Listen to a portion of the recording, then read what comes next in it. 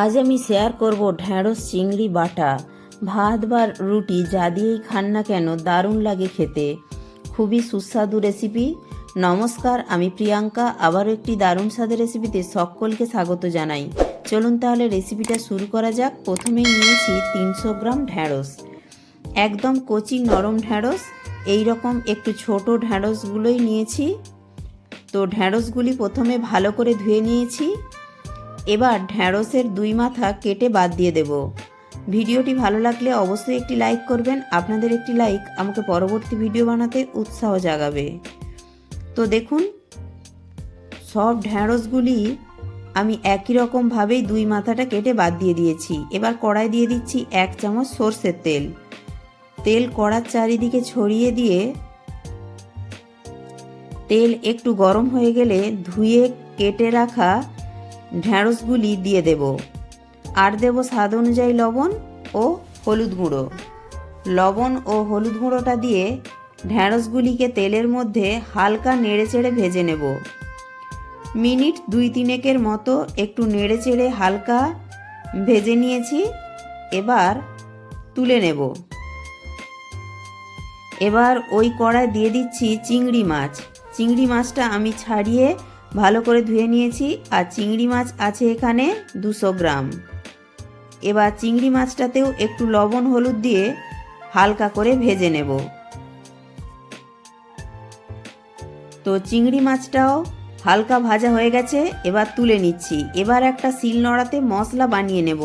তার জন্য নিয়েছি একটা পেঁয়াজ কুচি, 10-12 কোয়া রসুন, 1/2 চামচ কালো জিরে, 2টো শুকনো লঙ্কা, অল্প একটু জল দিয়ে বেটে নেব।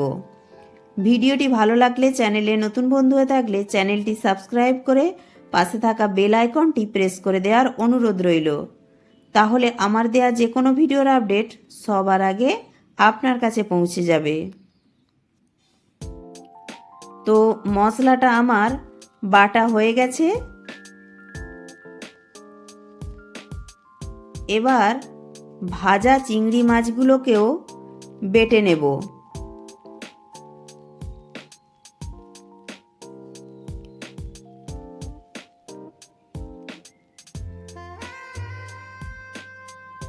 তো চিংড়ি মাছটাও আমার বাটা হয়ে গেছে।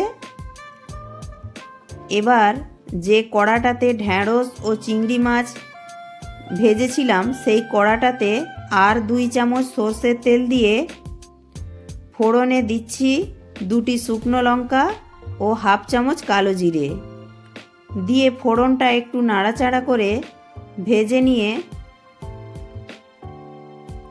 দিচ্ছি সেই পেঁয়াজ, কালো জিরে, রসুন ও শুকনো লঙ্কার পেস্টটা, আর দিচ্ছি চিংড়ি মাছ বাটাটা, আর দিচ্ছি 2 চামচ ফ্যাটানো টক দই, স্বাদ অনুযায়ী লবণ ও স্বাদের ব্যালেন্সের জন্য কয়েক দানা চিনি।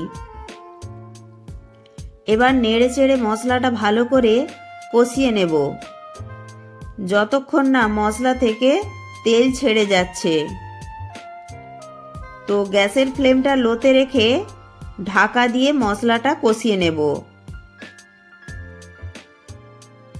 তো ঢাকা দিয়ে মিনিট 2 মতো রান্না করে নিয়েছি। এবার দেখুন মশলা থেকে খুব সুন্দরভাবে তেল ছেড়ে গেছে।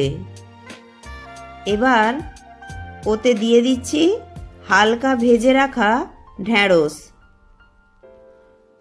টমেটো কুচি দিয়ে মশলার সঙ্গে আর একটু নেড়েচেড়ে ভেজে নিচ্ছি 1 থেকে 1.5 মিনিটের মতো।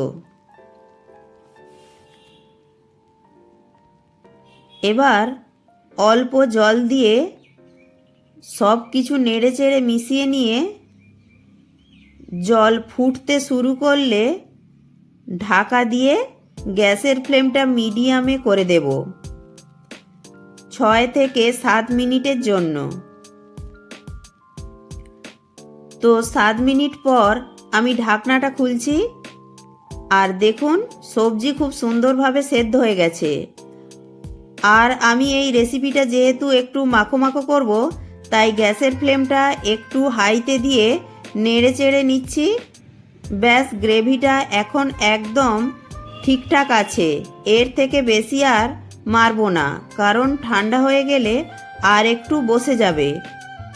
এবার গ্যাস অফ করে পরিবেশন করে দেব দুর্দান্ত স্বাদের, মুখে লেগে থাকার মতো ঢ্যাঁড়স চিংড়ি বাটা। আশা করছি ভিডিওটি আপনাদের ভীষণ ভালো লাগলো।